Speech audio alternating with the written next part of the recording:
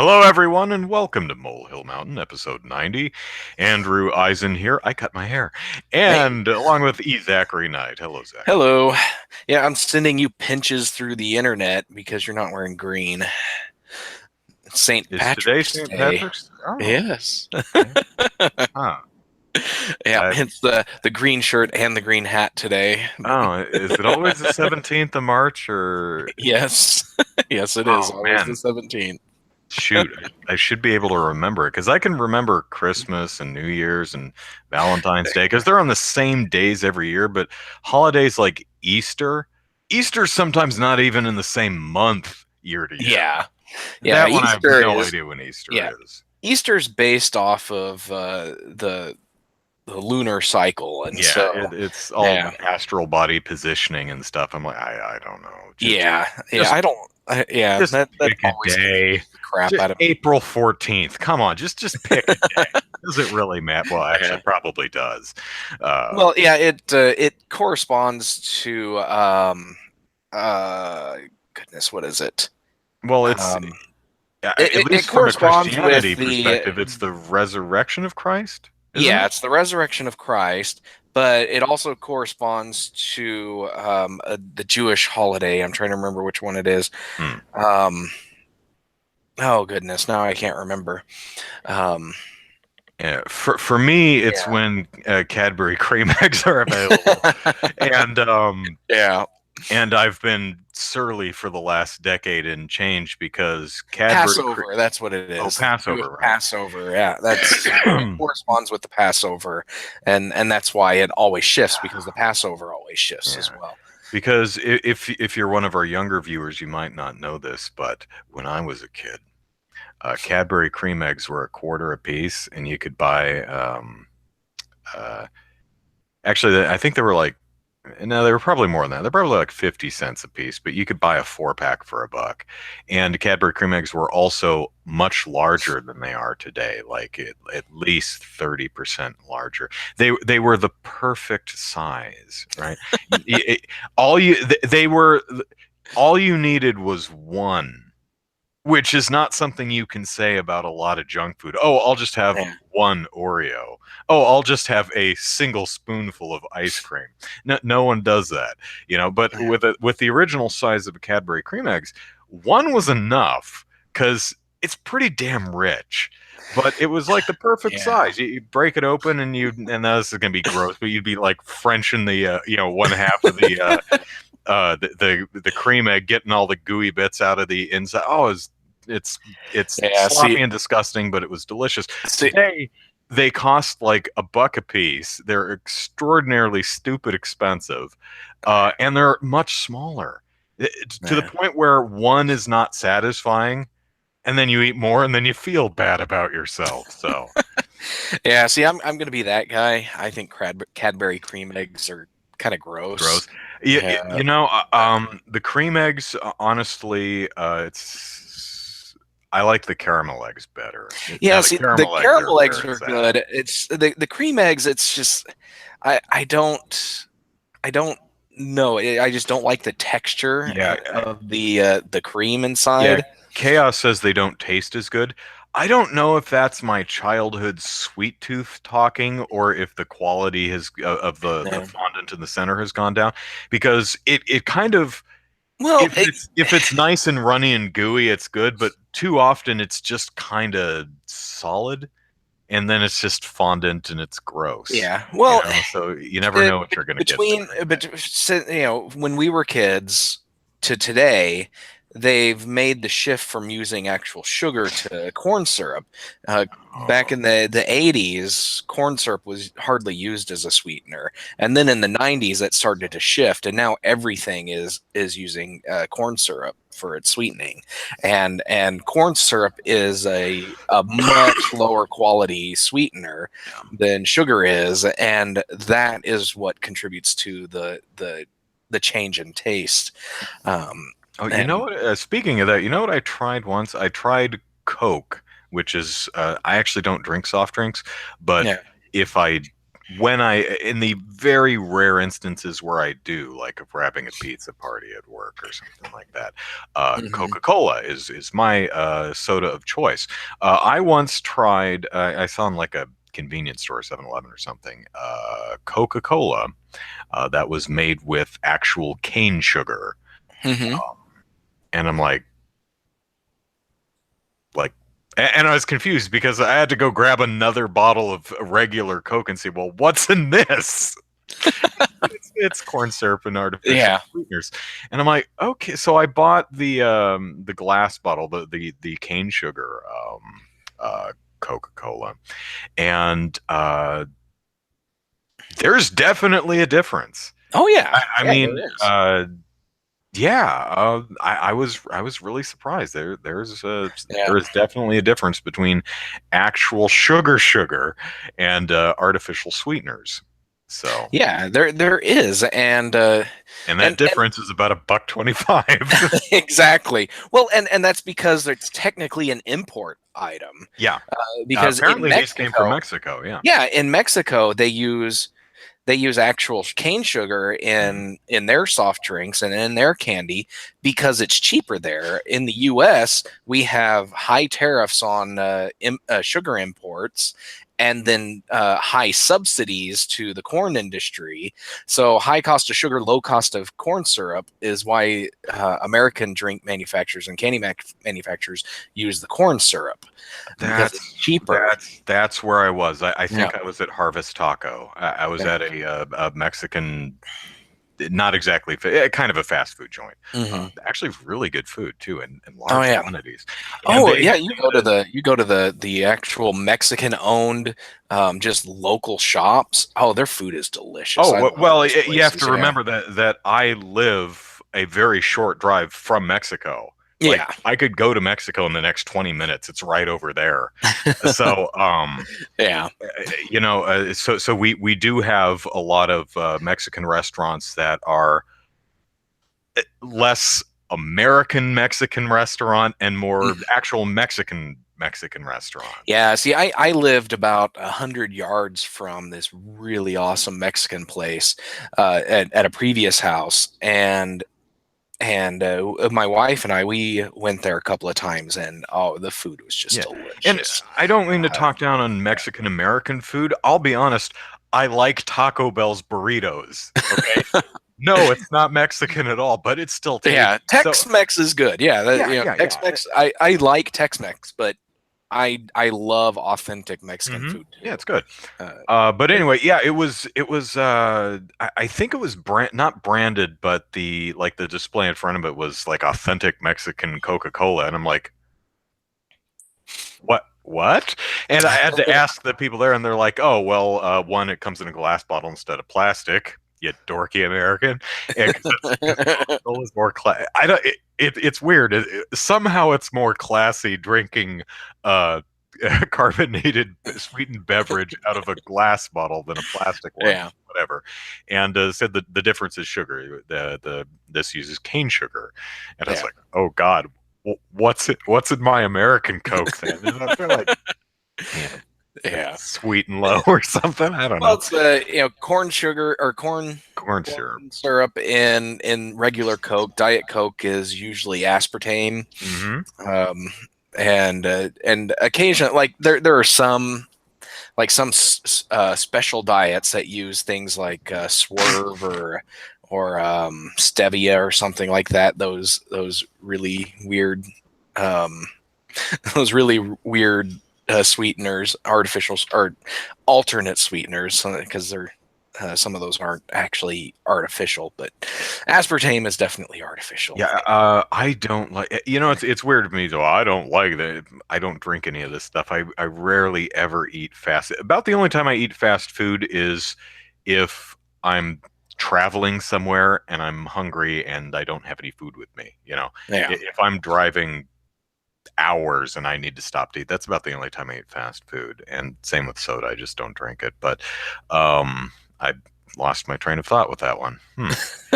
Uh, where was I going with that? I don't I even don't remember. know, man. Oh, Diet Colas. Yeah. I really don't like Diet Cola, and I wonder about people who drink them. I mean, if you genuinely like the taste of Diet Cola, great.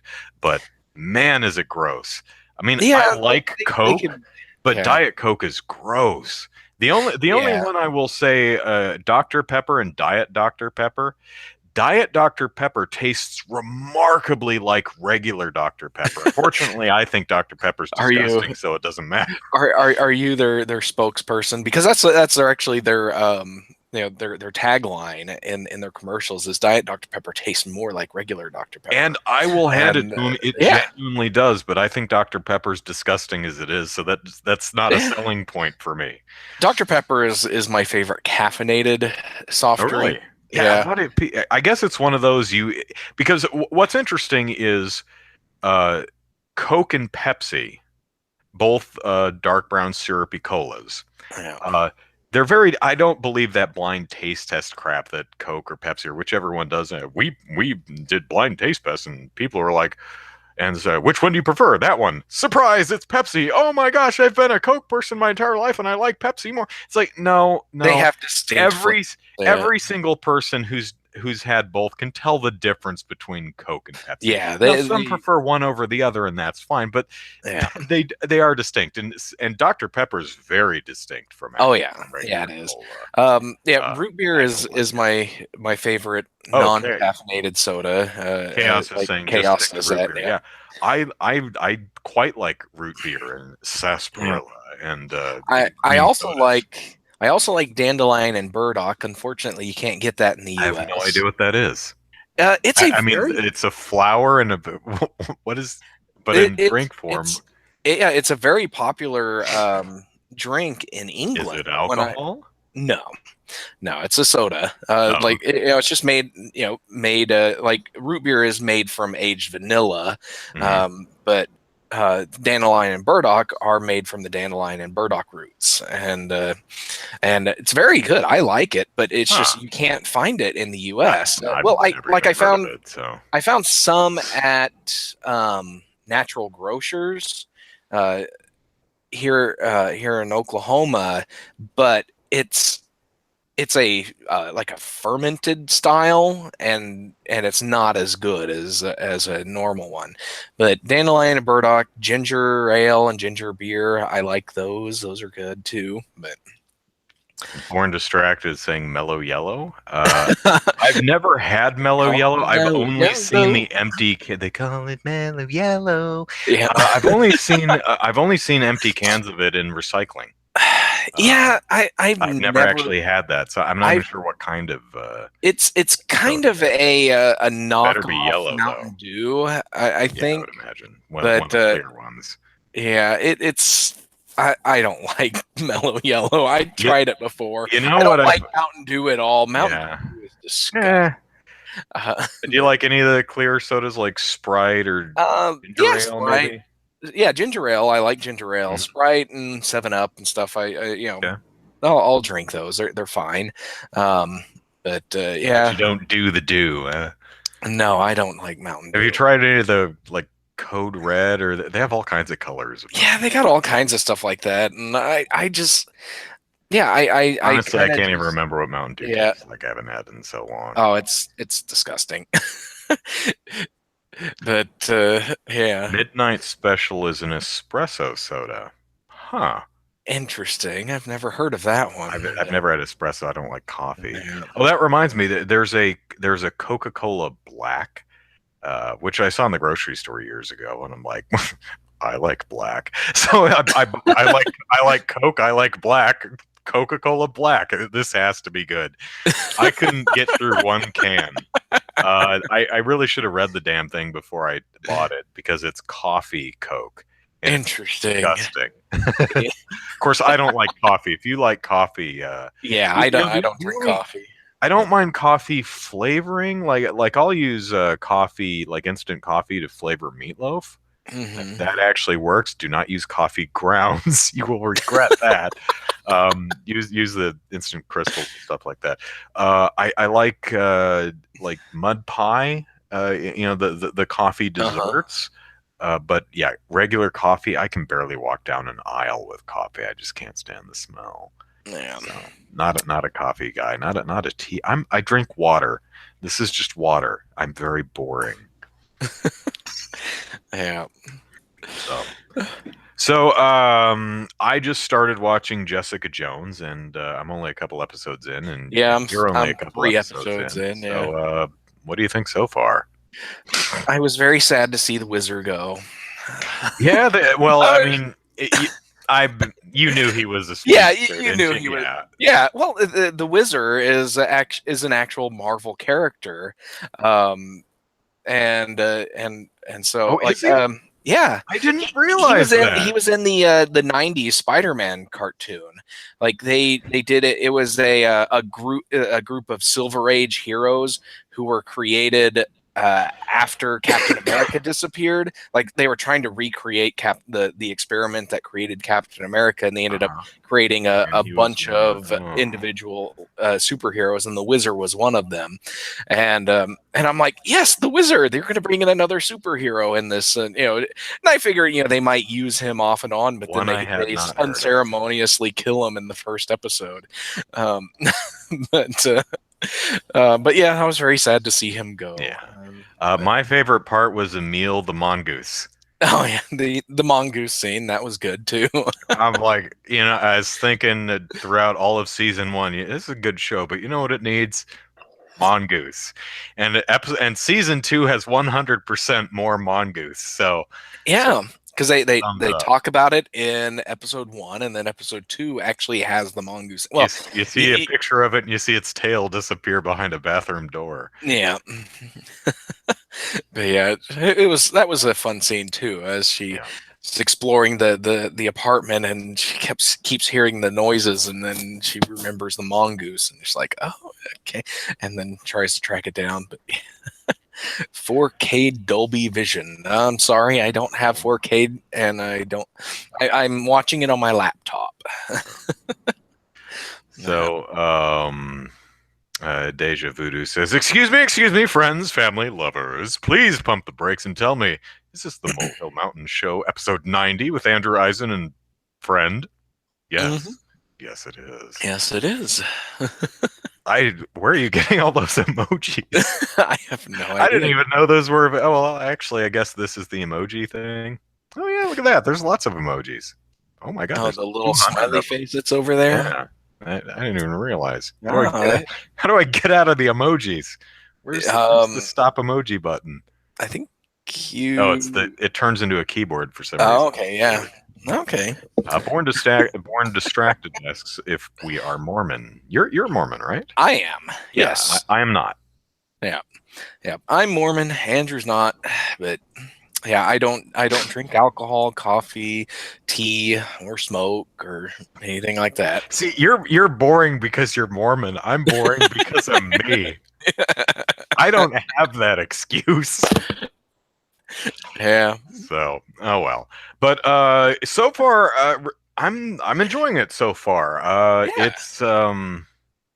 It's good. Yeah, it's definitely more of like a detective show this season. The first season had some detective stuff going in it, mhm. but this one is full bore into detective mode, which which Yeah, I'm enjoying. I'm enjoying that. I'm enjoying if I could critique anything so far, it would be that you kind of have to watch season one.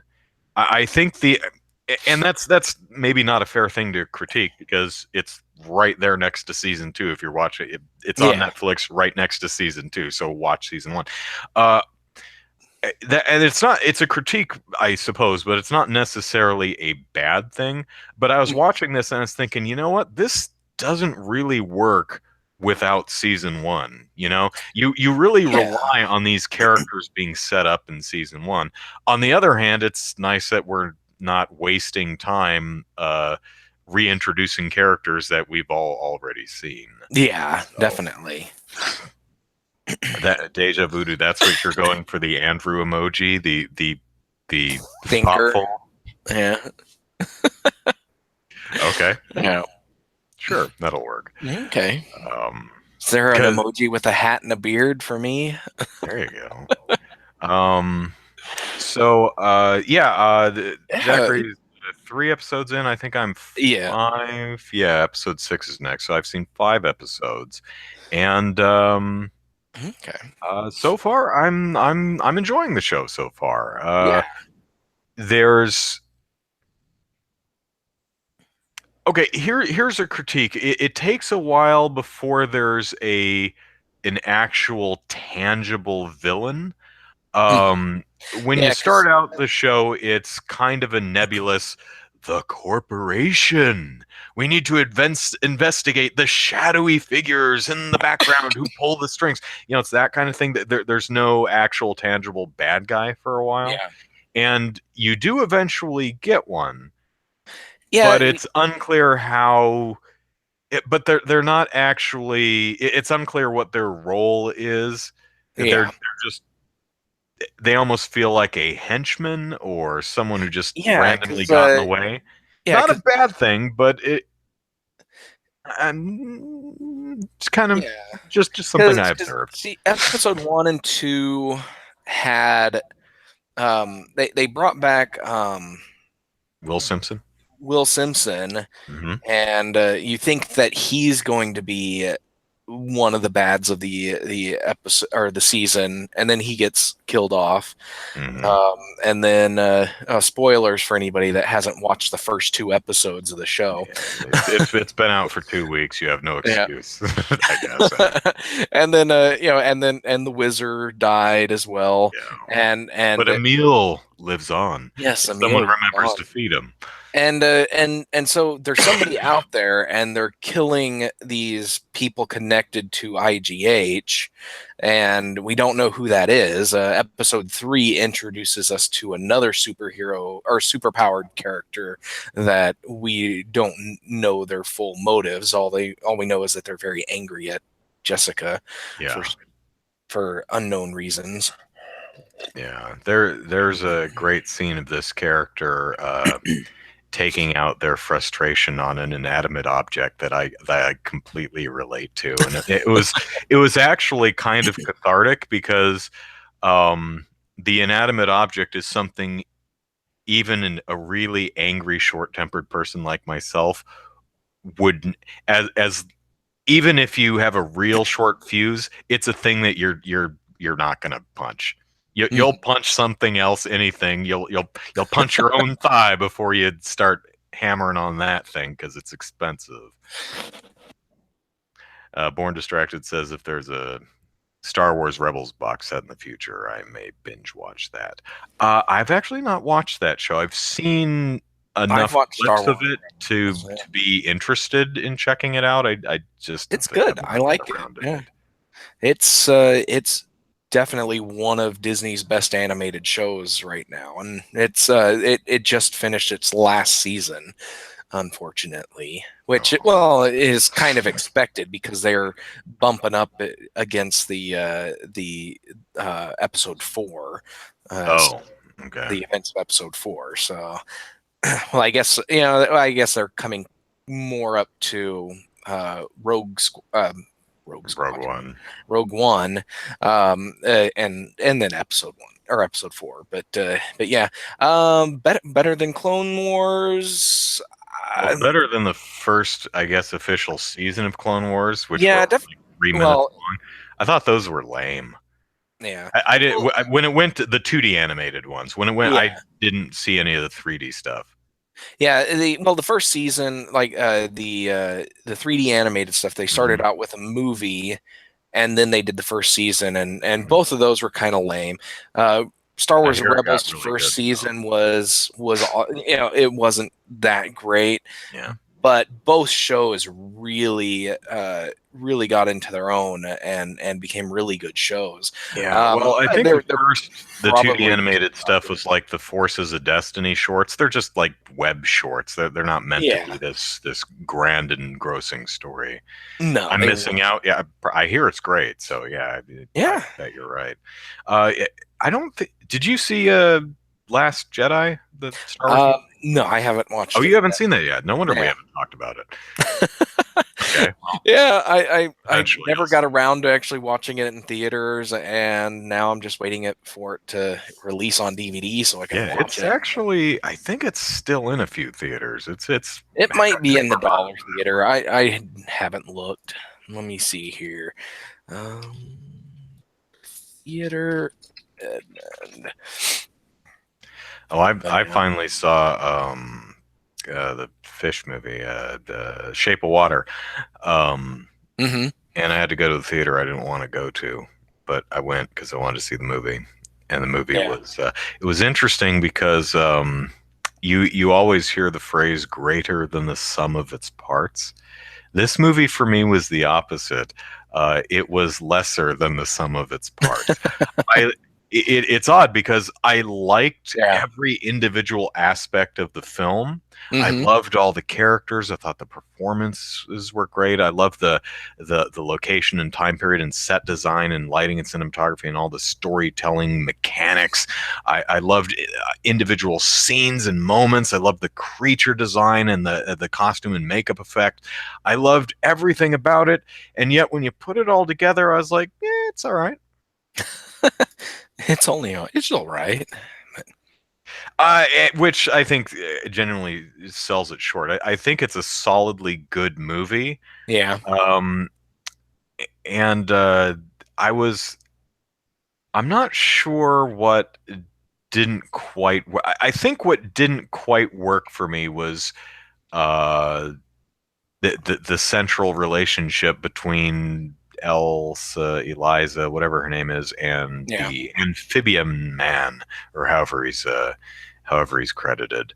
Um, because it's just like she's a janitor at a secret government research facility, and hmm one day they wheel in a fish man, and then she bonds with the fish man, and they escape and fall in love, Yeah. and it's great. And it's one of those, okay, we love each other now. It's like, huh?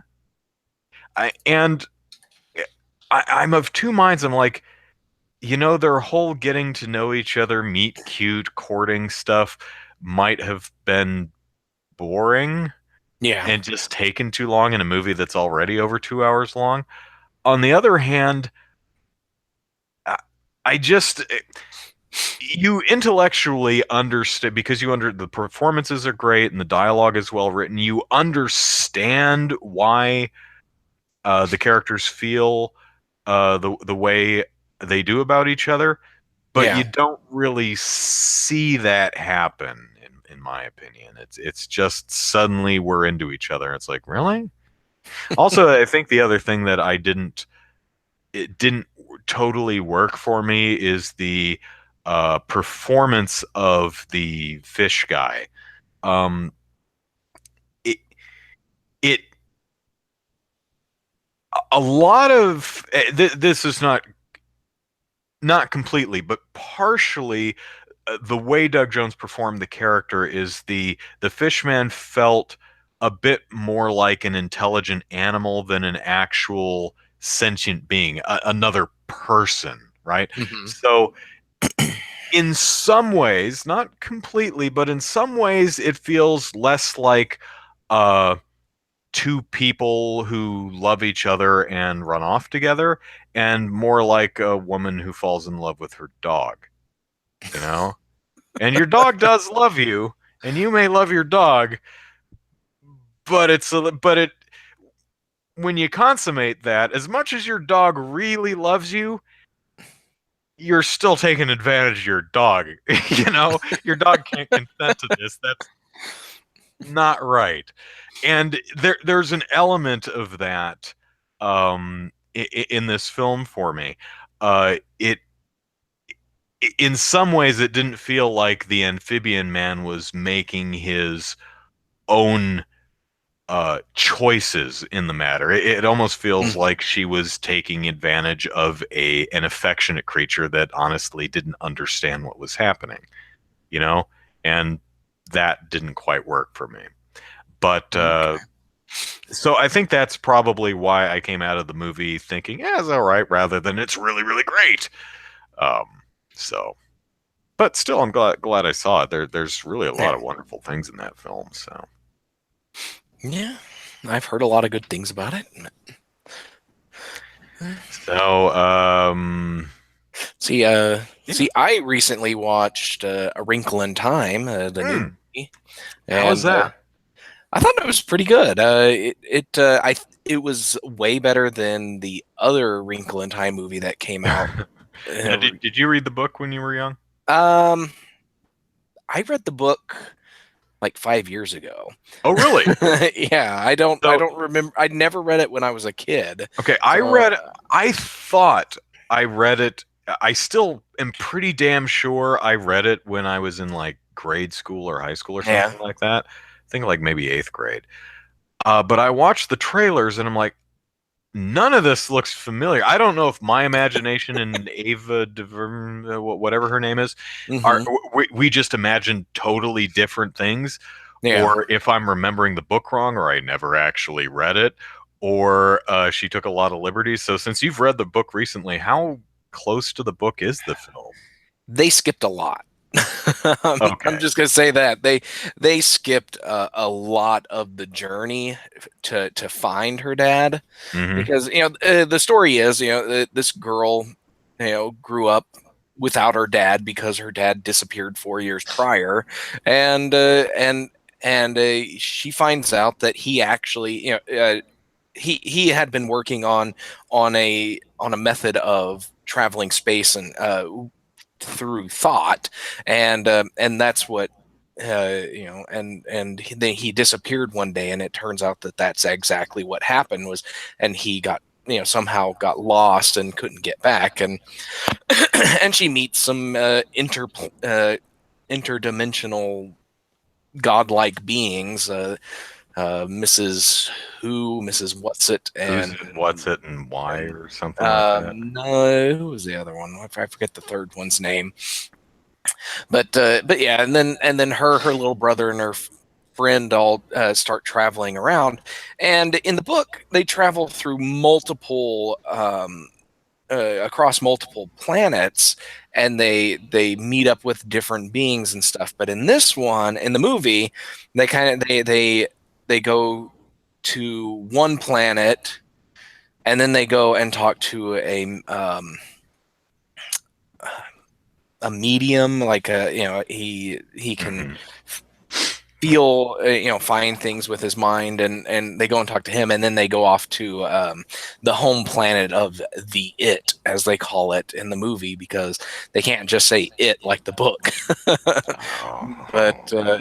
yeah, but yeah, and so, and then they go to there, and I even feel like they kind of um they kind of gloss over some of that too, unfortunately, because one segment in the book that I remember distinctly is that they go to this planet where it's always overcast and gray, like everything is just gray, and the inhabitants of the planet don't have eyes, and then there's what happens is that, I don't know the exact circumstances of the conversation, but they get into kind of a philosophical discussion with the beings there, and the being, and they're like trying, are asked to try to explain color to these sightless beings, and they can't do it, and it was just kind of a philosophical thing, talking about emotion and everything, and how, things exist but you can't really explain them, type thing. And but yeah, and then they get to the planet where the it is, and it has some of the elements from the book, but not everything is in there, and and so I enjoyed it. It was the what was in there was very true to the book. They kept the heart of the story in it, and the final showdown was basically how it happened in the book, and so I thought they did really well. I think, they what they cut for pacing, and to keep it. They didn't add stuff to the book, or to they didn't add stuff to the movie, like a lot of book adaptations do, and so I think I think they did a really good job. I definitely recommend it if you like the A Wrinkle in Time or just like those kind of stories. You wouldn't, you can't go wrong. So Really, nothing. I don't recall the book enough to really remember. I think it was one of those I was forced to read, mhm. and which is weird because I've always been a reader, and earlier than most, I think my mom got me into reading at a fairly young age. Yeah. Um, and but I guess just now you will read this. I was like, yeah, but I'm not going to enjoy it, you know. Uh, Yeah. s- See, but I read it because it was at a time like, okay, I want something to read, and I was going through the books on my shelves, and it was one of my wife's books from when mm, she was a kid, and I'm like, oh, I've been meaning to read this, so I decided to read it, and that's how I do a lot of my reading. I that's is grab whatever's on the basically, shelf. yeah, that's my story too. I just mom had a lot of books, and I just she started me on one called Step Right Up, which is about a dude who joins the circus, and it was Yeah, one of the earliest books that she read, and I read it and it was awesome, and then I just read everything else on her shelf. So I think that yeah. honestly, I think the next thing I read was the entire collection of Hitchhiker's Guide to the Galaxy books, Oh, the Douglas nice. Adams stuff. See, I've only read 'Cause the first one of those. I need to read the rest. yeah, this was a collection of four because there were only four at the time. It was a book like this thick because it was all four books. But I had played the computer text adventure on the Apple II or Yeah. whatever. In Did the you remember to grab the junk mail? yeah, and that was one of the reasons why I picked that book because I wanted to see how close to the game it was, and it was really interesting reading that, Yeah. remembering how the game played out. Because I mean, the first 10 pages of the book took me forever in the game. You have to grab the junk mail. You have to lay down in front of a bulldozer that's coming at your house and grab a towel and do all kinds of weird stuff. I think Yeah. I got to there's a point in the game where uh and remember this is like Zork. It's a complete text adventure. So it Yeah. just puts a paragraph and then you type what you're supposed to do. Hmm. And it's normally you'll write look around and it will describe the scene. And so you look around and it says you can neither see, hear, taste, touch, or smell. And and that stumped me.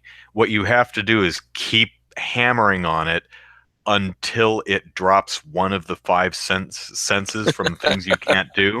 And Yeah. like it'll drop smell or something. So you'll have to type sniff or smell, and it's like you smell a thing, and then it will point you in the right direction. And oh god, I mean, I was like 6 years Yeah. old at the time, so Well, that yeah. See, I've watched like I read the first book. I watched the BBC miniseries, and then I watched the recent movie adaptation of it.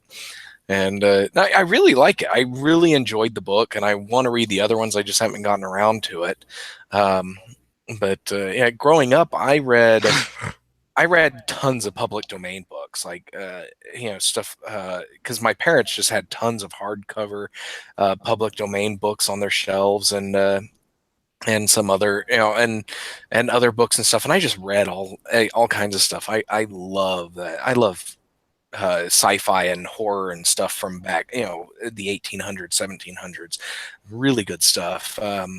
And yeah, so I got started reading Michael Crichton because I watched Jurassic Park when I was 12, and decided, I I want actually to. read that book before the movie came out. One of the Oh, few really? times I've ever read what would eventually be adapted into a film before. And Huh. normally I've seen Jaws and I go back and read the book, or Yeah.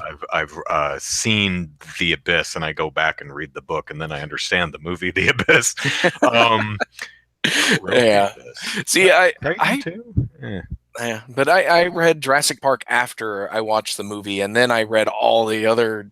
Michael Crichton books before the movies came out, and so all the movies after Jurassic Park sucked. Actually, come to think of it, I read a lot of Crichton's books before I saw the movies. Yeah, I I think remember the I only read Andromeda Strain. I don't think I've even seen that movie. I watched it, and it's actually pretty accurate to the book, Hmm. and pretty good. Um, so and Jurassic Park still holds up as a pretty darn good adaptation. But yeah, Honestly, everything else was I think the film works better than the book, mainly because the ending. And I've always kind of had this opinion that Crichton can't end a book. His endings almost all suck. Um, I mean, he's got great ideas, but he just doesn't seem to know how to end them.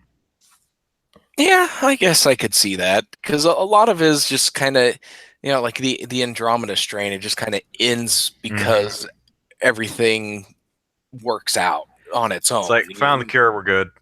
Oh, Well, they didn't even find a cure. It was just uh, the disease and humanity just kind of oh, harmonized is on their that what it own. is? Okay. Yeah, and Jurassic Park does a weird thing where I think it falls apart when I think Malcolm and someone else like, or no, so they go underground to where the raptors are, and the raptors are all leaving the island, and it's like, what is going on here? And then there's this postscript about, oh yeah, they all the dinosaurs survived on the mainland because they were eating lima beans. Life found a way. The end. It's like not the most satisfying of endings, really, but yeah, oh, and Hammond gets eaten by the little the compies. compies. Yeah.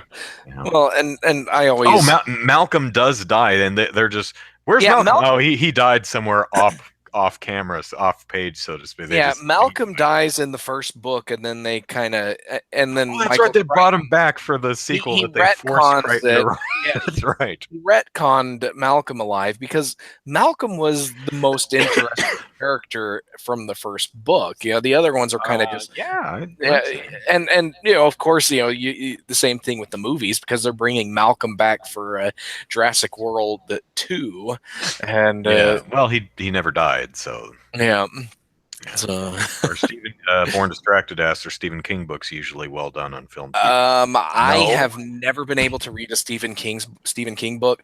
I tried reading Cujo, I tried reading It, and I just cannot get past those first couple of You know, chapters. And the movies sometimes are pretty darn good. Like Misery is a great adaptation of the book, I felt. It, which just came out last fall, is I thought it was just okay, but most people really dig it. It's another movie that I liked a lot yeah, about. I didn't feel it see, came together. I watched the two-part mini series, TV series that back in the Oh, day, it, back of yeah. it, I and find that I thought it most was of pretty good. I find that most of the TV stuff doesn't work, like the Yeah, Langoliers and Tommy Knockers and Stand. I didn't think it was very good. The original It, although there's things to like about it, Tim Curry's turn as Pennywise is pretty cool. I right. didn't think that the actual miniseries worked, but some of the feature films, like Cujo. Um, Misery, as I just mentioned, the new It movie. Firestarter's okay. Pet Cemetery's pretty good. Um, then Carrie's pretty tiny. Carrie's pretty good. The Shining. I think it's not a great adaptation of the book. Maybe it's interesting. The TV version is a lot closer to the book, but I actually like the movie better than the TV version. Yeah. Eh. Um, but then again, there are some major Do you theatrical. watch Cat's Eyes or Cat's Eye? It was a Uh, um, that one is I'm not it's remembering more it. of an anthology style movie, like the Tales of the Crypt and stuff style movie. The one I'm But thinking of is way too old to be king because it's got like Boris Karloff in it. I don't know. But it's a it's like three distinct stories, and there's this Oh, cat in that between yeah, them. yeah, that Yeah, one. Yeah, the one I'm thinking of is a two. story anthology that's from like the 60s or something like that. And it's called The Cat's Eye, I think. That one is, yeah, I remember that sequence. The cat like crawls in the dude's mouth, the wheelchair dude, and the cat crawls in his mouth. That's great. I love that. No, is Monkey. that Oh, am I no? That thinking of a wasn't. different No, one? you're thinking of a different one. You're thinking No. of Outer Limits. Am Uh, I? Okay. yeah, Well, Monkey um, Shines is pretty good. Wait, is that because King? because Cat's Eye, there's a one of the stories is about like a Las Vegas mobster or something, and it takes place in a a Las Vegas hotel, and then but it culminates where the cat is trying to get to this girl who's Is that haunted Drew by Barrymore? a troll, That's Drew and Barrymore. That's it, young Drew. That's 80s Drew Barrymore. yeah. No, I've not seen. You've I never just seen pulled up that the one? IMDb page and I'm looking at the poster. Yeah, I'm Yeah. pretty sure I've not seen that. Huh. Yeah, it's yeah, Quitter's the Ledge. Yeah, the Ledge is the one with the Las Vegas mobster. Hmm. Um but but yeah, it's yeah, and Quitters. Okay, yeah, Quitters is yeah, that one was an interesting one because it's like, trying to, a way of getting people to quit, but they torture the person's spouse instead of the person. Really weird. Huh. Interesting. I heard Gerald's Game was. I think that was on. I think that's on Netflix. I heard that was really good. Is that King or is that his pseudonym, the Bachman? I can't remember. Which one? Gerald's Game. I'm not sure. Yeah, well, it doesn't matter. It's still King, whether it's Bachman or not. But there have been some theatrical versions that I didn't think worked at all. Dreamcatchers, no. I mean, there's some stuff to like in Dreamcatchers because it's so silly. But yeah, I hear the Dark Tower movie that came out this year was just bad. Yeah, that one has been both critically and viewer panned. It's Yeah. just I think I forget what it's called, Insomnia or something like that. I didn't care for that one. I think it's got is it Al Pacino? I forget. Um, as yeah. someone who's in Alaska and the sun is out all the time, so he can't sleep. I forget which one it is, but yeah. Yeah, it's a hit and miss. Still, Most book adaptations are. yeah, It's yeah, it's really tough to get those right. yeah. It's interesting. Usually, the book was better. Um, there you and it's true. Usually it Yeah. is. Off the top of my head, I think the movie Jaws is better than Benchley's book. Well, Um, Jaws is a really good movie. Really well. uh, Yeah. yes, it's It's masterpiece. I'd say it's another yeah. one of my top five favorite films. Pacino and Robin Williams. Yeah, I think it's called Insomnia. Born Distracted's giving us the cast. Um, Jurassic Park, as I mentioned, I think the movie actually works better than the book. That's about it. it's Yeah. it's really all I can think It's where I thought the film was genuinely better than the book. yeah. It's very rare that the film is better than the book, but most of the time, most of the time the adaptations suck. But still a sizable number of book adaptations where they're at least good.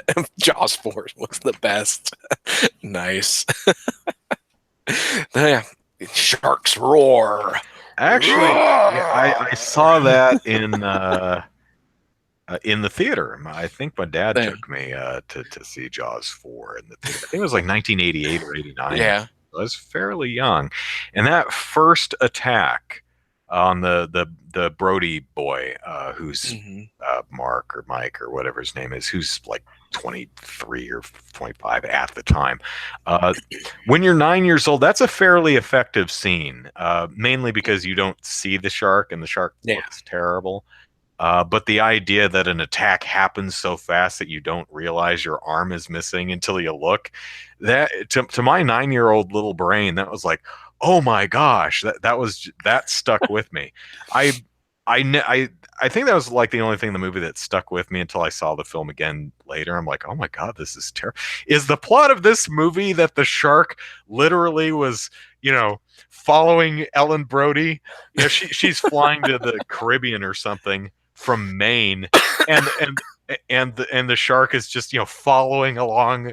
I don't know why I'm pantomiming a dog paddle motion for a shark, but just the idea that the shark's watching the plane and just kind of following along Yeah. is one of the least absurd things in that movie. Honestly. Yeah. Um, yeah, Jaws 3D, the one in the park. No, I saw it in 3D, so I must have seen that in the theater too. Yeah. Um, that one's terrible. Yeah. Although the one thing that really stuck with me about that movie was that there's one diver who goes in the water to fix one of the SeaWorld park underwater things, and the shark charges him and swallows him whole, and he's stuck in the shark's mouth. And he's alive, and he's like, "Oh shoot!" And eventually gets shunted to the side and gets chewed. But that was the That thing that is stuck not with how it my works. no, because sharks don't really have tongues, but I guess they No. could just kind of move back and forth. But But it they is kind of also yeah, they're not going to swallow you they're not whole. gonna they're not gonna swallow something the size of a full grown adult whole. They Yeah, bite. not a Yeah. 25 or 30-foot shark. No. Now Yeah. if you're talking like the megalodon from was Steve Alton's book Meg, which is like 90 feet long or something like Yeah. that, then yeah, it could Yeah. swallow you whole. Speaking of, who's it? Is it Jason Statham who's in the? I think it's Jason Statham who's in the adaptation of Steve Alton's book Meg. Yeah. Um, I'm really, really curious to see what they do with that movie. Yeah, Orca, yeah, that one they back then, every time there's a big hit movie like that, Honestly, you get that a bunch movie's of not cash too ins. bad. But yeah, Orca was because of Jaws. They wanted to do something else similar, but not directly ripping off Jaws. Was it Um, Gregory Peck in that, or am I I don't thinking of an remember. adaptation of Moby Dick? I'm I probably don't thinking know. of Moby Dick or But something. but like around that time, you had things like there was that alligator movie where Oh, the Alligator's alligator. great. Yeah, that one I remember watching that one on TV, It's and genuinely good. It's got Robert. uh, and then Shoot, there was another movie. There was one that was about a grizzly bear, and I remember that one. And there's several of those. yeah, but I used to watch like Richard back when Harris, that's who's yeah, in it. but Yeah, back when that I came was out a 10 kid. years later. Yeah, back when we were a kid, the UHF channels Robert every Forrester. Saturday they would air like three like schlocky horror and sci-fi movies from the 80s back to back, and we used to watch those all the time, and they were the TV edits, so they cut out all the nudity and everything, but Hmm. you know and so we watched them, and that's what we did every Saturday afternoon, and so we watched tons of things like um It was always weird to me. Screamers, it was one that we watched Mhm. on TV. Pinocchio's Revenge. Oh God. Um, Yeah, when I was young, I spent a lot of time watching the USA Up All Night, the TV edited version of the Friday the 13th movies, where they cut out all the Leprechaun reasons and you'd actually be watching the movie.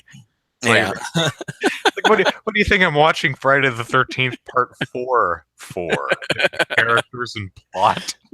I yeah, want to see the kills and the blood. yeah, Um, Born Distracted says the killer squid or octopus. I forget what it's called. Oh, it's called The Beast, if I'm remember correctly. Steve Alton yes, the also rent Beast. Yeah, a that was killer another one. squid book, which was actually pretty good, I thought, Yeah, mainly because I'd never thought about a giant squid. And when you think about it, it's pretty horrifying. The squid yeah, on a giant squid, because it's got the sucker cups with the spike in them and then the beak thing. And yeah, it's like, man, that's a terrible way to go. And I think that was made into like a made for TV movie, and yeah, yeah. it's There was awful. a It's Beast really, movie. really Yeah, awful. but yeah, it's Although yeah. the octopus in what is it, 20,000 Leagues Under the Sea? The Well, right one? that's a giant squid too. Oh, is that a Actually, squid? in the An movies octopus. they do a giant. Well, it's usually a squid. They might have done an octopus in one of the earliest film adaptations, but in the book, it's actually multiple squids. Um, Jules Verne Burn, is a yeah. little more accurate with his depiction of the squids in the book than the movie is, because in the movie it's always one gigantic one, like 200-foot long squid, but in the book it was actually multiple normal sized giant squids, I guess you could Yeah, say. I'm thinking of the old the James Mason and Kirk Douglas one Yeah, from 50s somewhere around there. probably. Yeah. And that I forget whether it was a tentacle monster, but Yeah. it was actually it's amazing how effective that scene is even today. I mean, it's obviously a Oh yeah. prop. I mean, it is in some ways kind of silly, but I mean, even old stuff like the skeletons and Jason and the Argonauts is Hmm.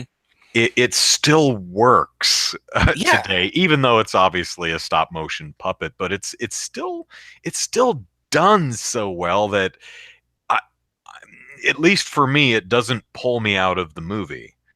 Yeah. So, Yeah, and I like that kind of stuff. You know, like yeah, the Kraken from the uh, Harry Hamlin, the Clash of yeah, Titans. Clash of the Titans. You know, even though that's, and that, and also, God, or King Kong, the original King Kong. You know, Hmm. it's like, those kind of, And they're that was in they're the very 30s. 30s, yeah, but they're very clearly stop motion Hmm. animated, and but they're just so much fun to watch, and they're very very creatively done, and it's just, Yeah. and yeah, they hold up really well. And then you watch stuff, stuff from the 90s when they started using computer animation, and that stuff just does not hold up. and No, no. and yeah. What's funny though is the computer work, most of the computer work holds up really, really well in Jurassic Park, which I think was Yeah, 93. well, But that's you because can watch late 90s stuff, it's like how are these effects worse? well, the thing with Jurassic Park is it was mostly animatronics and puppetry, and they Mhm. used computer animation Yeah, to there's what, touch like things up. And 6 minutes of actual CG in the movie or something yeah, like but that. they also spent tons and tons of money to get Mhm. that CG Yeah. done right, and that's one of the problems with other movies in the 90s, is they didn't want to spend the money Uh, to get it done right. And so yeah. So, did you see the new trailer? I guess we're not actually going to get. We had topics planned for tonight, but Yeah, we just spent an hell with entire it. hour talking Uh, about TV and movies. So EA doesn't even deserve our scorn. So, did you see the new trailer for Infinity War? Launched a yes, I couple days did. ago, Yes, yeah, maybe just yesterday. I don't. yesterday, Whenever it or was. Thursday night or something Yeah. like that. But yeah, I Um, watched it, if and you all may not remember, but I wasn't really swayed by the first trailer. I saw the first trailer and I was like, I'm gonna go see it anyway. I'm excited to see it, but the first trailer didn't actually do much for me. This one I yeah, felt was an improvement. This yeah, one I liked a lot better. yeah. This one explained more. I guess, as much of the story as you expect, but no, it explained more about what the film was, whereas the first one, it was just kind of here's a bunch of characters on screen. So, but yeah, I goodness. But I like this. This trailer was definitely an improvement, Mhm. and got to see more of the characters. Like they didn't really feature the Guardians of the Galaxy all that much in the first one, and Yeah, they just come up with Thor says, "Who the hell are you guys?" and yeah, Mantis waves at him, which was great. yeah, it So was good. you get to see him a bit more. Star Lord out Tony Starking Tony Stark. Yeah, that the Star Lord and Tony Stark plan scene, that was good. I enjoyed That's that pretty fun. bit, and then at the end with Peter Park or Spider Man, Peter Parker, and Doctor Strange, Oh, that was that great one was too. good. And it's just, yeah, I love that because it's the little childhood naivety of Hmm. Peter Parker in that situation, and when he introduces himself, and I'm Doctor Strange, it's like, oh, we're using our made up names.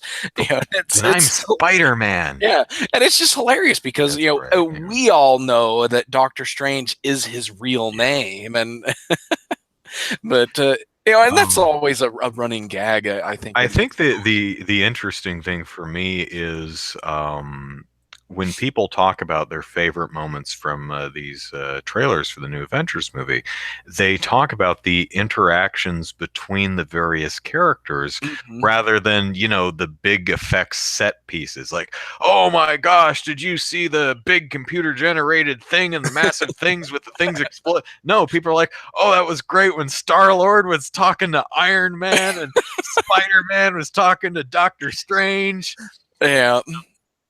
and Hawkeye was nowhere to be seen. Yeah, it's like everybody is like, "Where's Hawkeye?" Apparently, he's off doing his own thing during this whole thing. Yeah, So, he's on the um, farm taking care of his family, yeah, yeah. chopping Um, wood. but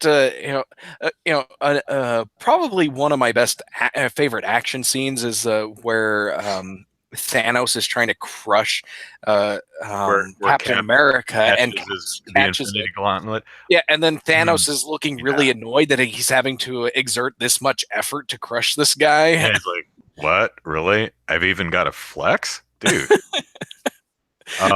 Yeah, yeah. That's a scene where I don't know if Thanos was throwing a punch or like gonna just swat him Yeah, just and swat him like like a a bug. fly. Yeah. And cat and to Chris Evans' credit, he's really selling.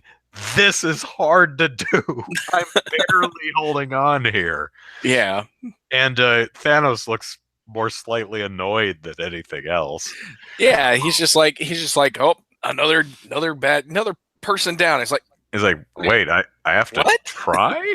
This guy stopped my hand? How?" I wasn't expecting that. Yeah. But yeah, I think also since we just got past Black Panther, Mhm. I'm when the first trailer came out, I was like, well, Black Panther's next, so I'm all excited for Black Panther. But now Mhm. that we're past Black Panther, uh, Infinity War's next. I Yeah. mean, it's kind of like if they released a new trailer for Ant-Man and the Wasp, with some genuinely excited to see, and I did enjoy the trailer that they released Yeah. for it. Um, well, Infinity War is next, so that's the one I'm Yeah. excited for. I said this on Twitter, but one of my critiques is with the two Infinity War trailers, we haven't seen Thanos's classic goofy grin. He's known for smiling broadly a lot, and Yeah. in every clip we've seen in trailer one and trailer two, he just looks mildly confused. which is kind of Yeah. weird because there's a line in the first trailer which is a really cool line that would have been perfect for showing off his wide grin, and it's something like you don't often consider fun when balancing the universe, but I have to admit, ha ha ha, this brings a smile to my face. And the clip that they show just shows Thanos kind of Just kind of looking glaring. Yeah. slightly confused, instead Yeah. of doing his broad grin, which he's done. Yeah, he When he we did in the first first saw him at the movie. end of Avengers, or to court, to challenge him as to court death, he turns around and he does his grin.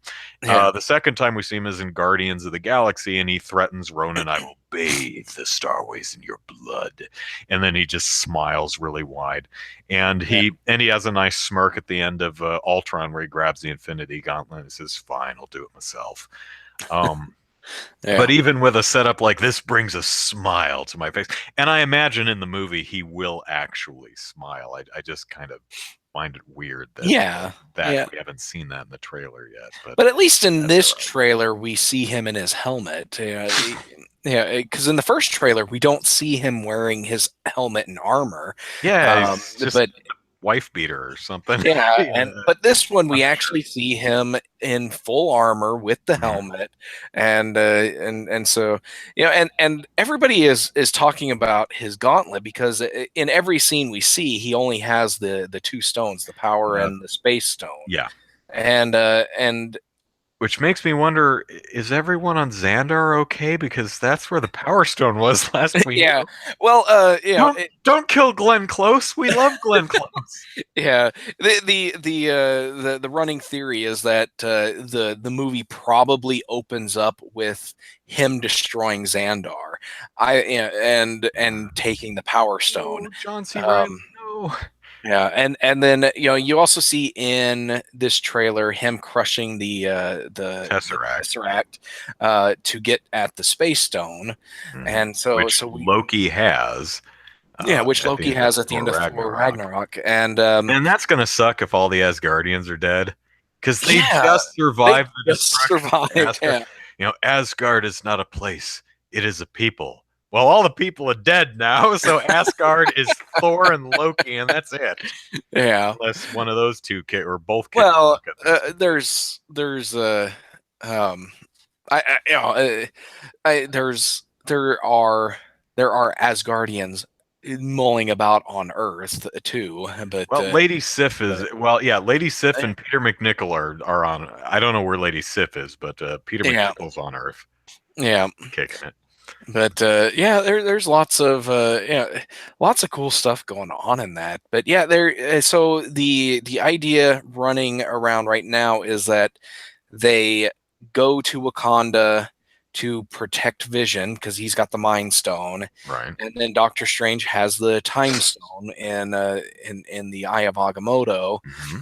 and so And there then the Collector has the Collector has the red one, the Reality Stone, right? Reality Stone, yeah. So we don't see anything about the Reality Stone yet in And who the this. hell knows where the Soul Stone is? Yeah, and nobody. Yeah, we're still completely clueless on the Soul Stone. And although everyone seems to think it's in Wakanda somewhere, so I mean, That's what everybody is saying, but maybe it was encased in the big vibranium meteor that hit Wakanda back in the yeah, dinosaur see, days. that's what everybody is saying, and I, Kind of you don't, obvious, you know? but you don't really have to have the Soul Stone there because the reason they go the reason Thanos invades is because that's where Vision is. That's where the Mind Stone is. Yeah. So, I um, heard one theory, which I doesn't seem likely to me, that the Soul Stone is actually the new element that Tony Stark synthesized to make his new chest arc reactor. Because yeah, the first one was poisoning him, so he made like a new element. I'm like, okay, sure, but these stones have existed for eons, right? So yeah, it would be a fake yeah. Soul Stone, I don't know. That Uh, doesn't seem likely to me. yeah, that Besides, one he is, took that arc is reactor out of his chest at the end of the third Iron Man movie. So, yeah. So there's lots of ideas out there. One of them is that the Soul Stone is actually an entire planet, and hmm. and it's just because it's a planet, it's kind of gone flown under uh, Thanos's radar. It's like, So well, how am I going to fit that in the glove? yeah, well, and it's just it's one of those things like well the Reality Stone or yeah is this It's mist, liquid yeah. ether, yeah. So it could be anything, and then it's kind of once you claim it, maybe it shrinks down to your to fit your hand or whatever. Yeah. So yeah, Like the One Ring. It's yeah, signed the One to the Ring, bearer. it's doesn't, yeah, it fits the bearer regardless. But yeah, so yeah, and I really, really, really want to know what the title to the next Avengers movie is because Okay. it was going to, it's a big spoiler. So yeah, Okay. Since oddly, or maybe not surprisingly, since I think that's what Marvel has done really, really right with these movies is make you like all the characters and want to hang out with them. yeah, Uh, so the big appeal of this is, oh my gosh, these two characters are hanging out and these three characters are hanging out. So I was thinking about which characters do I want to see interact? And shooting up to the top of my list is I'd really like to see the Collector and the Grandmaster just oh yeah. hang out and have a beer. Well, and they're Benicio del Toro and Jeff and Goldblum Jeff just Goldblum, just yeah. just in a, I want to see this. Yeah, well, and canonically they're brothers, and they don't always get along, but yeah, they would those two actors would just totally just chew the scenery together, There would be and no it will be scenery left. glorious. Yeah, they Put them would. on a green screen. They'll just eat the entire set if you don't. Yeah.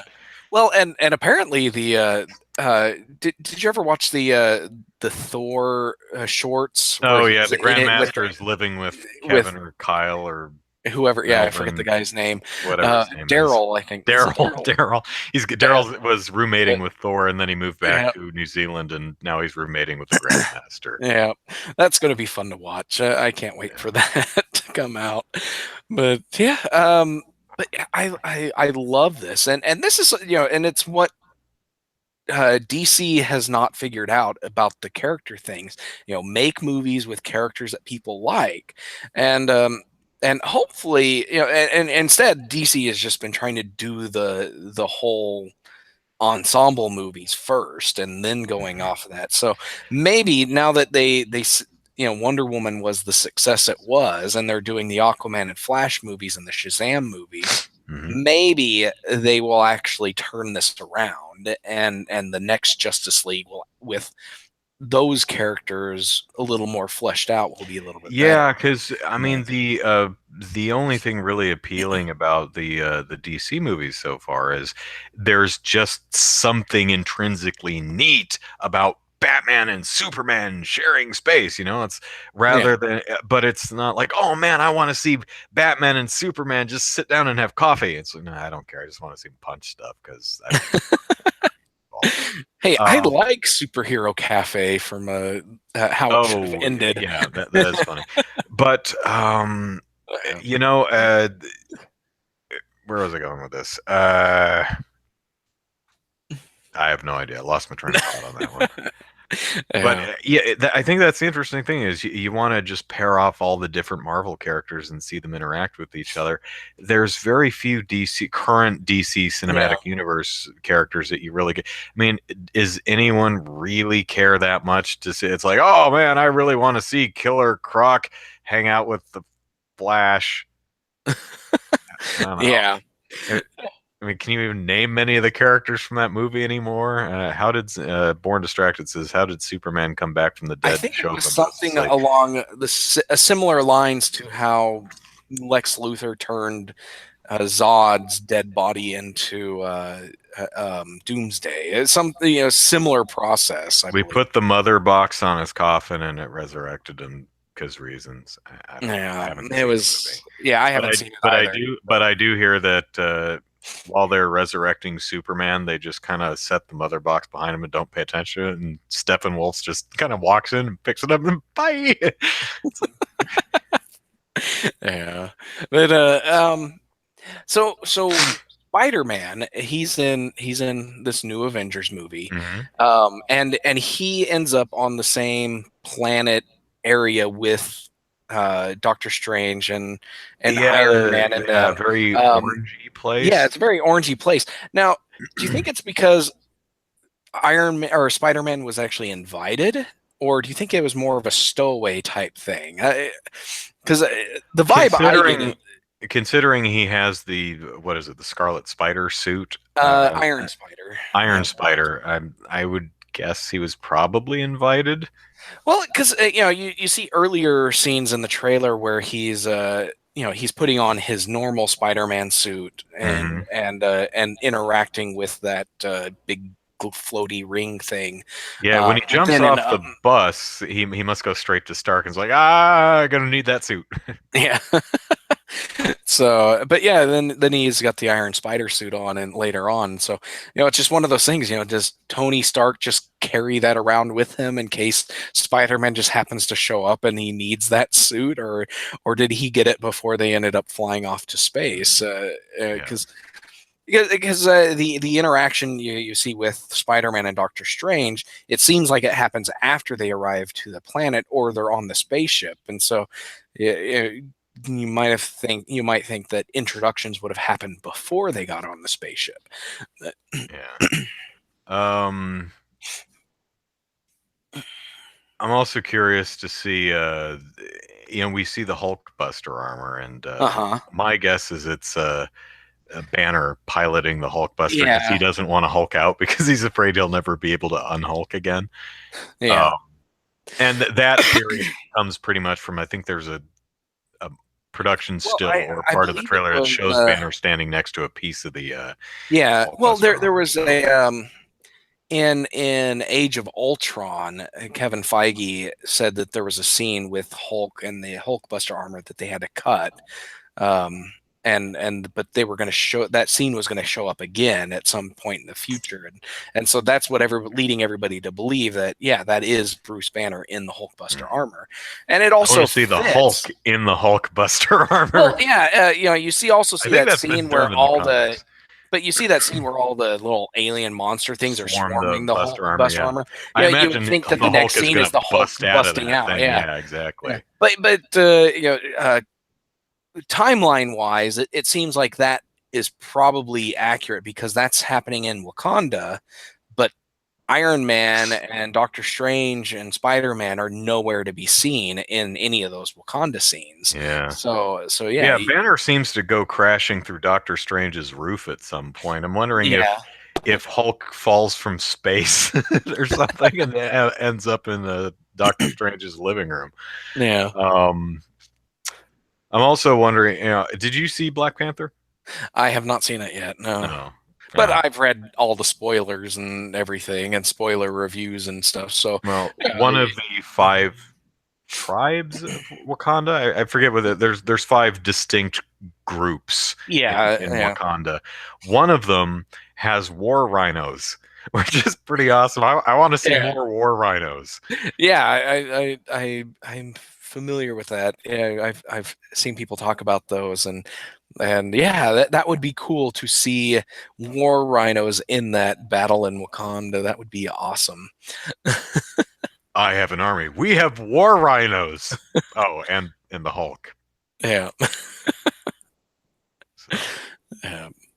will will um will Thanos probably not? He doesn't seem to have the Reality Stone yet. So, but maybe in the next movie, he will tempt what's her name, Wanda, Scarlet Witch, to turn on her friends in exchange for bringing her brother Quicksilver back from the dead.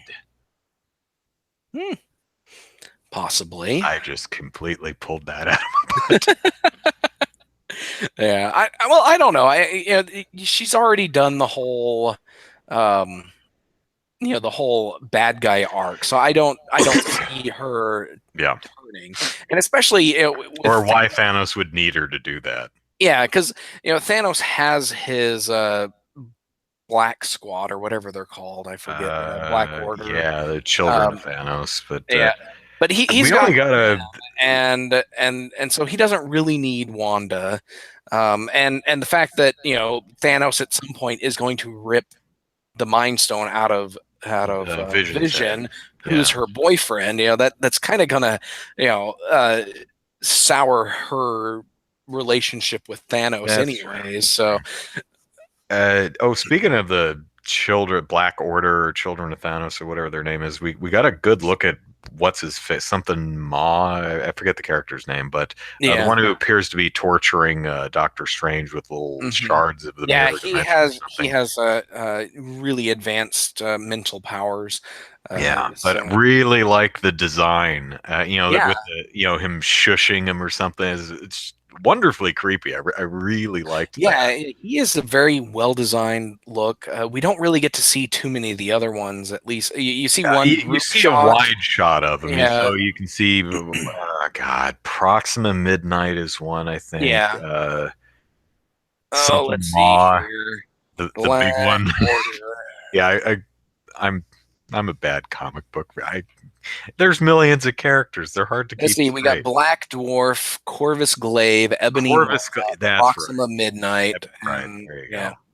I believe those are. And then there's one here listed as Super Giant, but I don't know if that one's actually in there. But Black Dwarf is the big The big one, towering yeah. stone armored guy.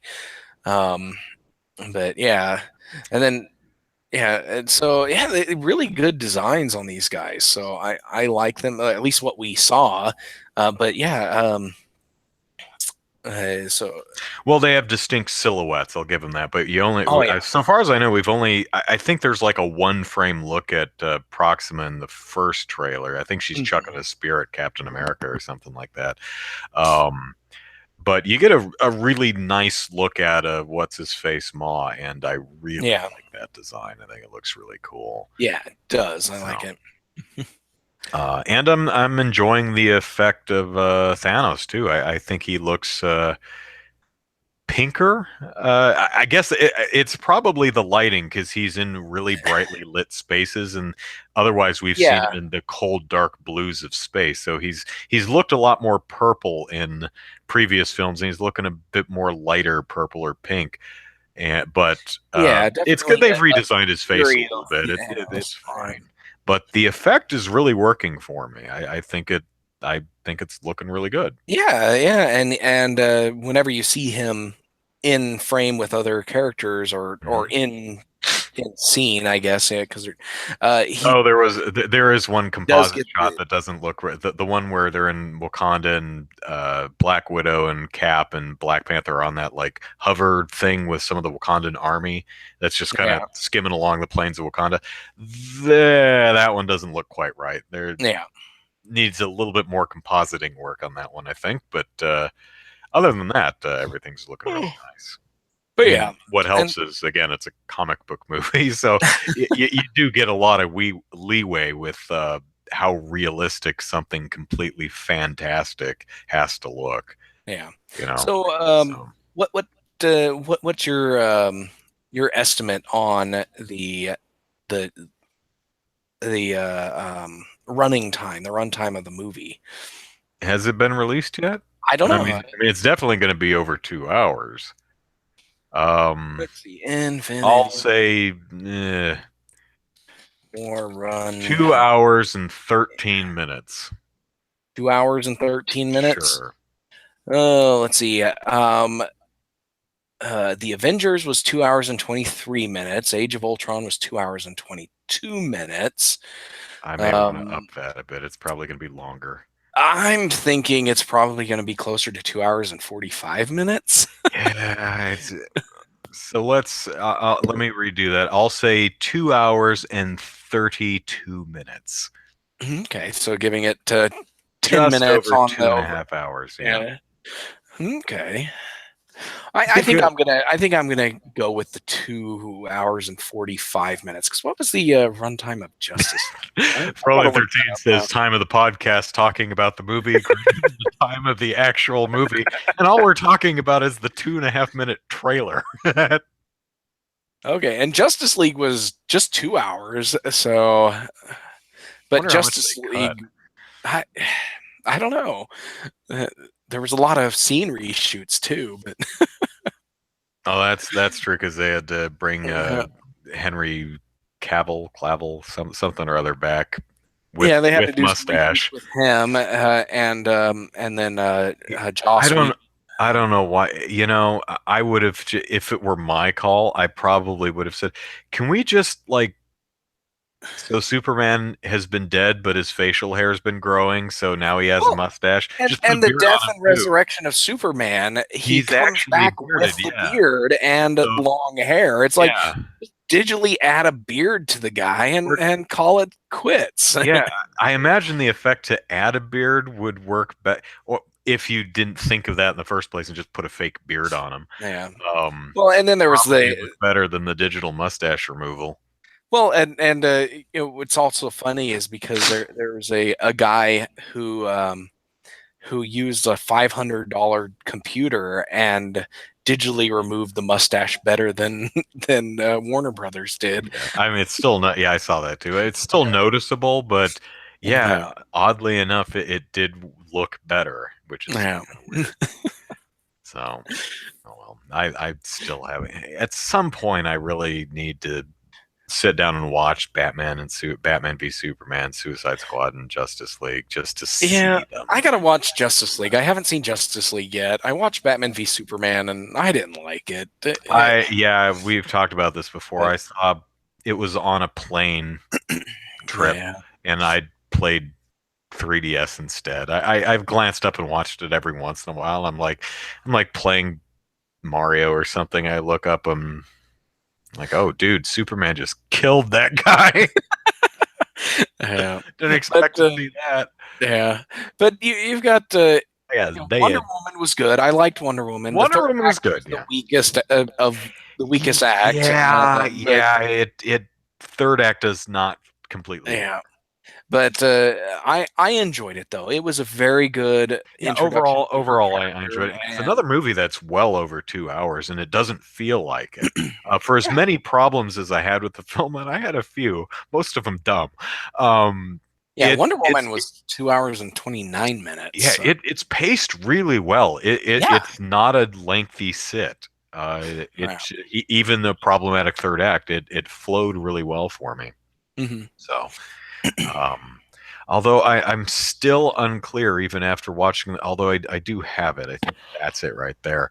I need to rewatch it again and try and figure out a question that's been gnawing at me for the year since it came out. Can Wonder Woman fly or not?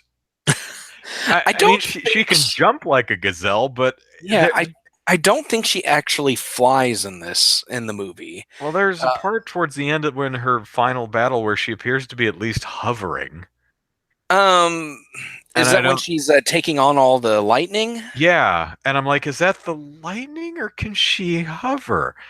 And then at the very, very end of the movie, where I guess she like hears, oh, there's a crime happening somewhere, and I, I'm like, she jumps, but she goes flying. I'm like, is she just jumping like the Hulk, or can she actually fly? I'm still not sure. I don't Maybe know. it's yeah, she's probably in her invisible plane. That Yeah. must be what I it don't is. know. Maybe it will. I haven't watched Justice League yet, so I don't know what she does in there. But Mhm. maybe maybe it's one of those things when she taps into her demigod powers, There you she go. can fly. But when she's just using her normal power set, it's just super jumps or whatever. You know what I always Because switching. earlier in the movie, when she attacks the clock tower, the sniper in the clock tower, she needs the boost from Steve Trevor and the other guys Which makes to, no to launch her up. physical sense to me. Yeah, I'm like, Steve, you sweet, sweet boy. She doesn't. Aquaman can't fly She though. she Born doesn't need. She Distractor. doesn't need. She don't need your help. She can Yeah, jump that high. In fact, she will probably flatten you if you try to give her a boost because she's just picking so yeah. hard. But whatever. It Born was set. It Distracted. was a setup and a Yeah, payoff, so it kind of but worked. yeah. He says if Aquaman can fly, then why not her? I don't think Wait, Aquaman Aquaman actually can fly? flies. Isn't Uh, someone carrying him in the yeah, trailer? Cyborg is carrying Yes, him in the Cyborg. trailer, and then Cyborg throws him at some parademons. And he So says he's yeehaw or something. yeah. So it's not really flying. Yeah. The Yeah, Justice some of the League cartoon. cartoon had him flying. Yeah, Not yeah. not Well, Wonder Justice Woman League flew Unlimited. in the Justice League cartoon too, Yeah, and I was always like, wait, she can fly? Since when can Wonder Woman fly? She can. they added Can she flying fly? to her power set Yeah. recently. It was in the '90s they added that to her because Yeah. before that she had her invisible jet, Right. um, which which was kind of funny because Don't they in actually use that in the animated movie from several years ago? Crisis on Two Earths or whatever it was, the one where they go and fight Owlman and Ultraman Yeah, yeah. and them. She gets Owlman's cloaked jet and takes that back with them, but Oh, it's locked in cloak mode. she can't She can't uncloak it, so it's an uncloak it, invisible so jet. Neat. it's her invisible jet. And at the end of it, it's like somebody was like, "You can fly. What do you need a jet for?" It's like, "Cause it's cool." Dude, if you could have an invisible jet, wouldn't you have an Yeah, invisible jet? Yeah, of course you would.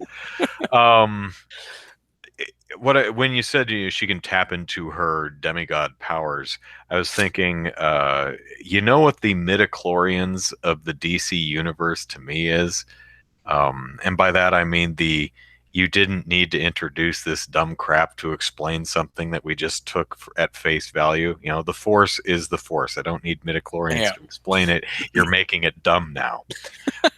For me, the analogous thing in the DC universe is the Speed Force. I thought that was the dumbest thing. I'm like, I don't need this to justify why the Flash and other speedsters can run fast. Yeah. And it's become this whole weird thing that's been charted out into these weird dimensions. I'm like, oh my God, they just run fast. Yeah. I don't need more than that. Well, and I guess it's a it's one of those things too. It's like the fact that they can run fast also would break physics. Like if he was to run at Mach speeds and punch someone, that person would be turned into a bloody pulp, Yeah, yeah. explosion of bits, and so yeah, there was actually a But I game seriously don't theory or know. film theory where he talks about it's like what would happen if Superman actually ran as fast as the Flash, because that's one of the things, who's But faster, Superman or the also, Flash. if you move that fast, the blowback would end up just knocking buildings over. Yeah, there's the shock wave, there's the friction, that like when a meteor comes into Earth's And it lights atmosphere, on fire. it creates fire because of the friction, going that the object going that fast through the atmosphere causes that, and it's like you know game theory explain or film theory or whatever it is explains that the speed force is probably what prevents the Flash from becoming a white hot ball of plasma speeding through the atmosphere, whereas Superman doesn't have the speed force, and so he would actually just be a meteor running through the atmosphere, causing a white hot ball of plasma to melt everything in its wake. Yeah. But, That's one of the reasons, I suppose, that it's one, I just find it unnecessary. To be fair, there have been stories that have done really genuinely interesting and dramatic things with the idea of the Speed Force. But yeah. yeah, that's one of the reasons it makes it dumb. It's like, okay, so the Flash and most of the other speedsters use the Speed Force to go super fast, but well, explain Superman and the other characters that go damn near as fast, if not faster, and don't use the Speed Force. So. Yeah. Well, and that's one of the things that film theory was talking about, was that Superman is fast because his muscles allow him to run that fast, Unless whereas he's the just flying Flash, really fast. yeah, unless he's just flying really fast, and that's just kind of, I don't know, but the Flash, yeah, he taps into the Speed Force to bend physics around him so that he doesn't become a white hot ball of plasma when he runs. But It's a comic book. yeah, it's a comic book. I don't. And yeah, Iron Man can't fly the way it's presented in the books and the films. It doesn't work that way. I know yeah, they give lip service to flight stabilizers on his hand, but he just fall forward. You can't have thrust on the bottom of your feet and control. It doesn't work that. Physics do not work this way. But again, who cares?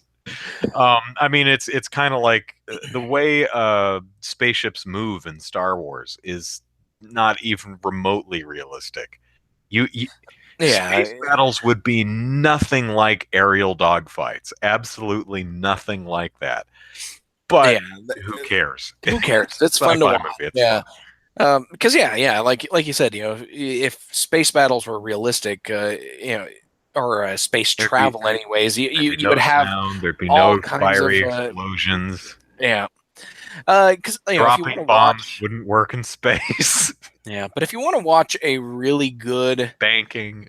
adaptation of what space travel and stuff would be like, the Expanse on Sci-Fi, that's I don't believe I've heard of that it's one. actually an adaptation of a book Hmm. series, but it's about a near future Earth, Earth in like a couple hundred years, where we've colonized Mars, we've colonized the asteroid belt and the moons of Jupiter, and so you actually see a pretty good realistic view of space travel, and so spaceships, they have really big engines to push them forward, but they also have reverse engines to stop them, and then they have all the little jets around them to maneuver and stuff, and so yeah, it's a really realistic depiction of space travel, and so Yeah.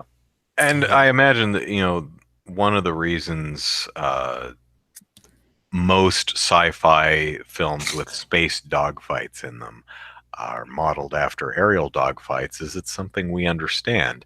If you Yeah. wanted it to be how it would work in because stuff that moves in one direction is going to want to move in that direction, so you'd have little thrusters on all the sides of your vehicle, and you'd basically be going in one direction mostly and pivoting to try and get stuff all around you. There'd be a lot of strafing runs, like slinging past something and then turning and just shooting down its side. Dogfighting would be very hard in outer space. Yeah. Um, Also, there'd be no fiery explosions. There'd be no sound. Well, Which would, you would have some explosions, but they would suck in and put yeah, themselves out not real. not the big fiery explosions that Yeah. you see, but and it's not like you probably could make something particularly interesting. I mean, there were some sequences in like Gravity, which doesn't have space dogfights or anything, but there's a sequence of a like a telescope or something getting destroyed by crap floating around the atmosphere, and a lot of it is done without actual sound, Yeah. and it's used in a dramatic way. It's used in a way that's like kind of like an enemy that you can't see or hear. You never know where it's coming from because it's making no noise, and they use that to the film's advantage.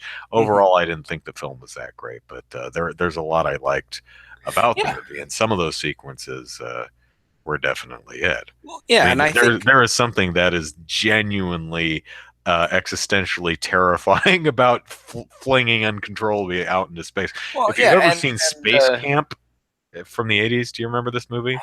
vaguely, yeah, A bunch of kids end where up the going into kids outer end up space. going Yeah. into outer space on accident. Yeah, the one of them does a spacewalk, and like the only thing I remember from the movie, again, it's like the thing that sticks in your 8-year-old brain is there's one sequence where a kid's outside the shuttle or space station or whatever doing a spacewalk, and they look down past their feet and see nothing but the empty blackness of space. Yeah, And that singular image is like the only thing I remember from the movie. That's the thing that stuck with me because yeah, that just contextualized it for me. I went, "Whoa, yeah. dude!" Because wasn't that the movie where the robot was just like was somehow became really good friends with one of the kids, and it's like, oh, the kid wants to go to space. Let me reprogram this simulation to I launch them into space. Yeah, I honestly don't Uh, remember. I don't know. But yeah, and 2001: A Space Odyssey also had some really good and accurate space scenes as well. Yeah, Yeah, and so yeah, definitely some good the stuff movie's out boring there. as hell, but the first time I watched it was I was way too young to appreciate it because the first half an hour of the movie is just boring because nothing happens. I mean, it's kind of like watching um, the first Star Trek movie. Now Uh-huh. there's a movie that I That one actually I have no memories of. I know I have watched it, but I just do not know at all what happened in it. yeah, there's a lot of stuff in there's a lot of stuff in that movie that I like, but there's a lot of stuff in the movie that's just way overindulgent. I mean, they're like the very beginning of the movie, they're going to the USS Enterprise or whatever is it USS? Is that what it is? The Enterprise. Yeah. And it's probably only a few minutes, but it feels like half an hour of beauty shots of the Enterprise Yeah. where they're towards the end where they're going through the weird trippy light show thing to get to the V'ger. Again, it's another scene that feels like it goes on for like half an hour. Born Distracted says, "Hey, remember that rescue scene in the Mars movie with Matt Damon? Yeah, The Martian, the movie Yeah. I liked. Yeah, that was a good movie, and What I really liked about the movie is there was no stereotypical villain who was it's too expensive to we'll write him off, and there was no bad guy to the movie. The bad guy was essentially, or the antagonist was Mars, yeah, and crap that happens to you. Bad luck was the antagonist of that film. It was a yeah, movie about bad thing happens and everyone works together to correct the bad thing. yeah, like Apollo 13. Yeah, that one was also another one where, bad thing happens, everybody works together to save them all. Um, and yeah, those kind of movies are good. I like them. Yeah, I like it when people get along and don't do dumb, petty things that get in Yeah. the way of doing good things. Trying to And remember, he did the Iron Man trick, and I'm I'm trying to not what sure what you're he referring to there. poked a hole in his suit or something like that to. I know he uses duct tape to patch a hole in his suit Yeah. at one point. Well, at the end of the movie, I do remember it's like he had Oh, to that's right. actually shoot himself He into the tears thing a hole in the palm of his suit to to. so the air will escape so that he can use that as propulsion to get towards whoever's trying to grab him. That's right. Yeah. And I think he actually name drops Iron Man Yeah. in the film, and rightly Yeah. so because it's obviously what that is. Um, but yeah, I enjoyed that movie too. Let's see what else. Yeah, we didn't talk about any of the topics we were going to Yeah, talk about tonight. we had several We had a game few. related Yeah. topics, and Yeah, maybe it'll be a slow, boring week, and we'll get to them next time. yeah, But that's an hour and 45 minutes of us just talking about movies and books and comics and stuff. So, hey, for everyone who hang around, I hope you enjoyed that. So, yes, let's wrap this up and go eat dinner or go to bed, depending on what time zone we're in. yeah. So Andrew Eisen here, Eisen, is how you spell the last name. Plug it into YouTube, and you'll find my YouTube videos. I have, depending on how you count, I have one more Monster Hunter video to go. I need to edit it this weekend. I'll do that tomorrow, I suppose. At least until Devil Joe or whatever he And is. that's this week. They said spring update, and I was thinking probably April or something, but no, it's this week. So I'll have the final boss of the game on Monday, I think, unless I get really lazy and I just don't make the video tomorrow. Um, and then Devil Joe's dropping this week sometime. So as long as I have to actually play the game, maybe I'll have the Devil Joe video on Friday or maybe the following Monday. For the 20 of you that actually watch those videos, there you go. Also, follow me on Twitter at Andrew Eisen.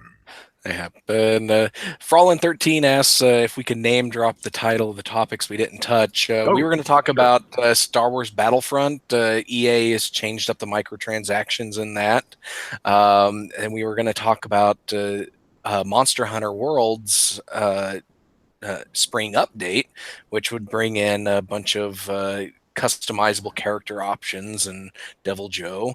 Yeah, And namely, the thing we were going to focus on was the idea that they're going to be charging money to re-edit your character. yeah, Now, the spring update gives you a free voucher, so you get one chance to re-edit your character. Beyond that, you're going to have to pay for vouchers. yeah. And then the other topic was Battlegrounds pushed out an update to battle cheaters, and it screwed up a bunch of legit players' installs, and they couldn't play the game. So, and then they had to roll that patch back. Yeah, it's like, people are using third-party programs to cheat. I know. We'll make a patch that makes the game unplayable if you're using a third-party program. Well, what if the third-party program is like capture software or antivirus software or Microsoft Word or something like that? Yeah. Didn't think that one through. So, yeah. But those were the Born Distracted says I had no idea the title had anything to do with video games. Oh, the title of the podcast. Yeah, I titled it what I call it, no cookies No, for something. yeah, no cookies for being less crap. Yeah, that was referring to EA. Yeah, because EA is getting rid of the pay to win mechanic of the loot boxes and just turning them into just pure cosmetic stuff. Cosmetic stuff. Which they had said something like, "Oh, well, no one wants a pink Darth Vader. It just wouldn't work if the blah blah." It's like, Kiss my butt. So like they said before, we're removing microtransactions until more of you have bought the game, and then we'll put them back in, and they're putting them back in. Loot boxes are out, microtransactions are back in. I do not believe that EA has balanced this appropriately, so because the Yeah. grind is probably going to be atrocious. But Yeah. um, the press release reads like a like they're doing us a favor, Yeah. like they want a cookie, right? Like, look how good we listen. It's like, stop being crap in the first place. Yeah. You know, I'm not giving you kudos for just for the bare minimum for being bad. You know, just because you're not worse is not worthy of praise. Be good, and then I'll give you praise. And I don't know. I think most people are kind of over Star Wars Battlefront 2 now. Yeah. It's like way too late. It's like, hey, now, have you ever dreamed of playing a Rhodian? It's like, yeah, we could in the first game, right? That's a weird line. I don't know. I know you could Yeah. play as Greedo in the 2015 game. I think he was part of one of the DLC packs though. So I don't know if you could play as a generic Rhodian or not. But Yeah. I don't know. yeah, I've kind of lost patience with the EA. But anyway, Zachary, plug away. All right, you can follow me on Twitter at Easy Night, where I talk about gaming, politics, movies, whatever floats my boat at the time. And if you're interested in my game development work, you can check out DK_gaming on Twitter and DivineKnightGaming.com. And if you care about the Oklahoma game development scene, you can check out OK Game Devs on Twitter and OKGameDev.com. All right, that is it for us. Thank you, everyone, for hanging out, and we will see you next week on a new episode of Molehill Mountain. Take care, everyone. Bye. Bye.